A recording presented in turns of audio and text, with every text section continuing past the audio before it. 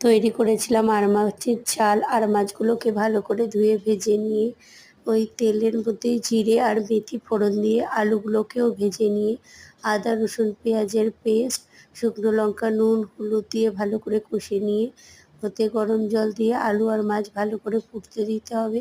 ফুটে উঠলে নামানোর আগে একটু গরম মশলা দিয়ে ঘি দিয়ে নামিয়ে নিন। তৈরি হয়ে গেল আর মাছের ঝাল। এবার পরিবেশন করতে পারেন। আপনাদের জন্য আজ রইল আর মাছের ঝাল।